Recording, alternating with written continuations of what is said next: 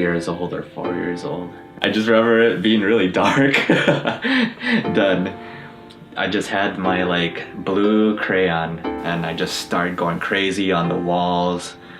I think my mom thought I was possessed with demons because how I drew my stick figures and whatnot, but it wasn't really like about that. I just like to draw. And she just got really mad. I just remember I drew everything from her credit cards, through her magazines, through anything that I saw, I drew on it. Parents came from the Philippines, immigrated here with the rest of my family. They're really hardworking, very selfless. They love their family, really blessed to be here. I don't know why they decided to go to Minnesota. It's really cold. They raised me to be, I think every parent, to be a good kid. You know, we're all rebellious in a way when we're little, but they were always like so kind to me. I know my mom, very strict on me, having like doing my homework, which I did. And my dad was just like a really chill guy, taught me to respect others, stick up for yourself if you ever get, bullied. Because I was too scared to break them. I didn't want to be the term grounded. I've never been grounded before, so I never would know what that term was, because going to school, all my friends from elementary school always talked about being grounded, but I never knew what grounded was. But the punishment was no Sega Genesis for a month. Number one, always Sonic the Hedgehog. I love Sonic the Hedgehog. Sonic the Hedgehog 1 in particular, because that's the system I grew up, and I just remember my dad getting it for me at the West St. Paul Target, and I was so happy. I was crying because I was like, finally we're getting a new system. We never had a system because everybody had a Nintendo, so it wasn't really ours. This was gonna just be me and Dustin's and my sisters, and it was so cool, and I still have it till this day. And I just remember hugging my dad and playing Sonic for like numerous hours and loving it. And I just remember I was in Vegas visiting my parents, and my mom told me just randomly, she's like, remember that game you used to play? Which one? And I'm like, which one? I played a lot of games. And she's like, the blue guy. I'm like, oh, Sonic, yeah. And she's like, I hated that game. I'm like, why? I hated the first, when you were playing it, that when you're like that level when you're outside the green hill zone. Yeah, I didn't like it. I played it on YouTube. She's like, yeah, that's annoying. I'm like, that's funny. I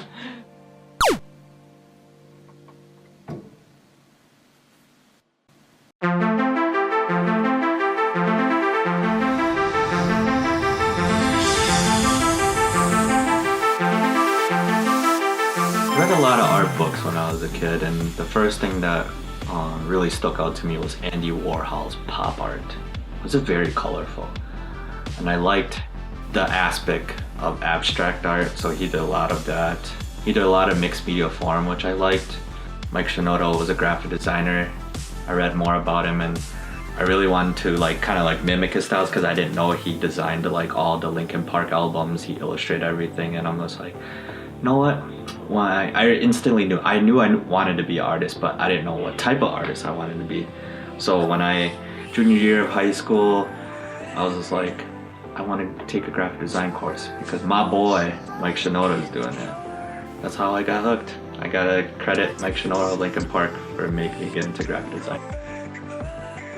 My professors, when getting accepted to the Art Institute, I was nervous at first because, I was a shy kid growing up. His name's Peter.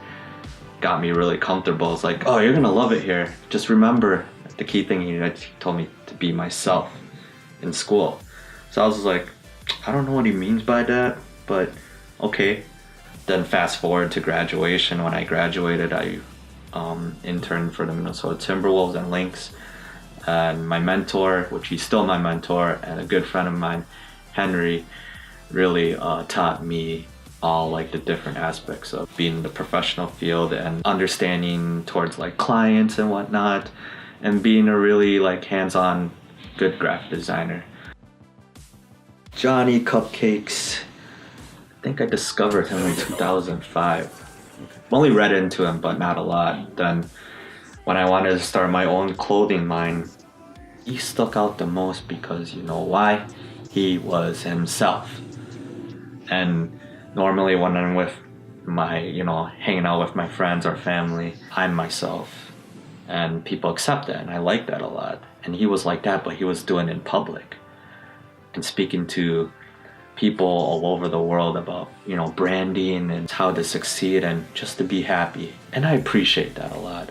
Just knowing a person like that really touches because it makes me want to go out there.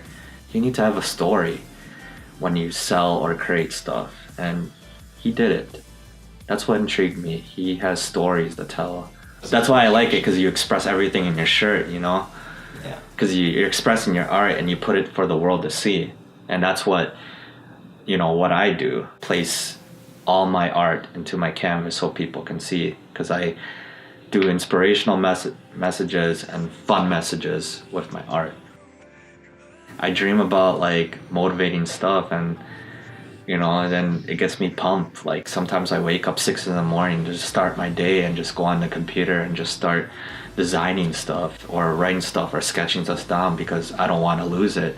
I just want to create a positive message. And it doesn't matter if it's if it's with typography or making pixel art or making a layout of a designer of some sort. I want to, create something that's really cool.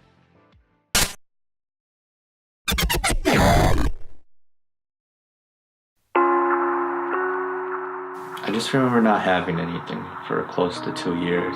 It really sucked. Just graduation. Sorry. No, it's okay. Take your time, man.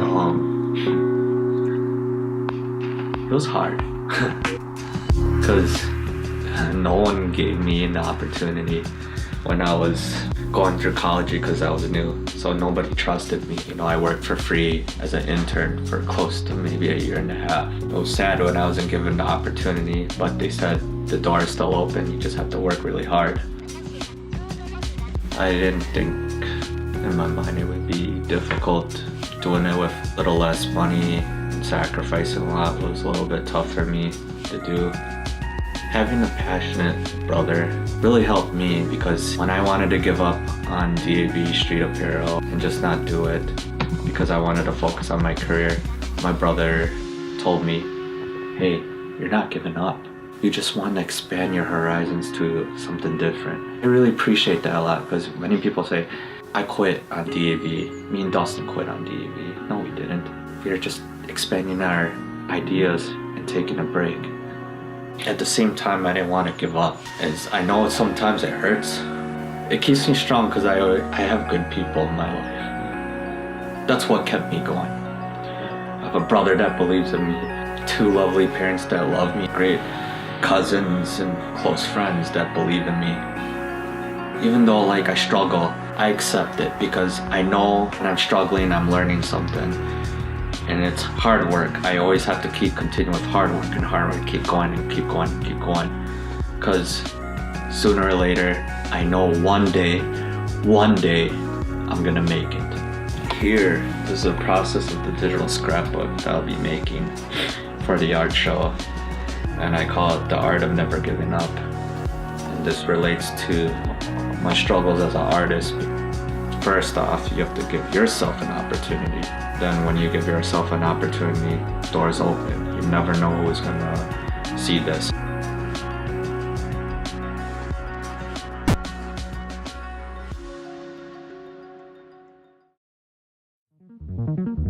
The 3 P's. 1 is plur, peace, unity, love, and respect.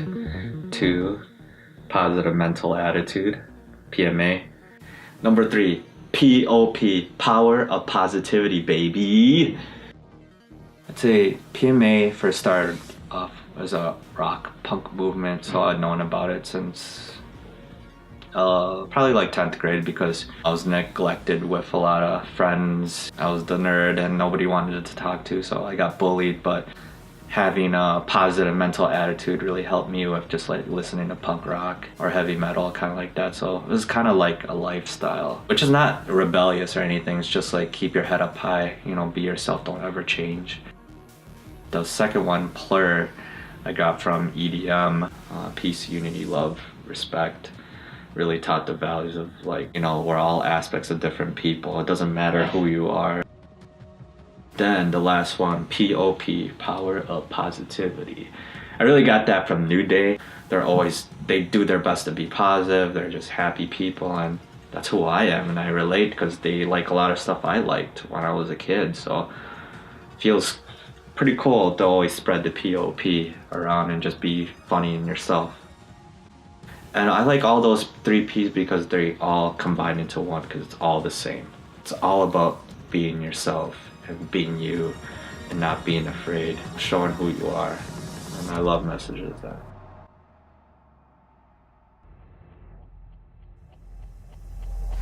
I just wanted to have something for me to showcase, but just not as an artist, but as a person.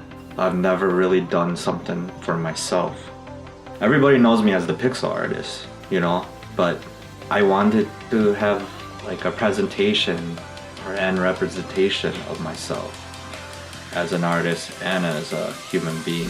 And I just didn't want, like, I was already revamping and doing some creative stuff.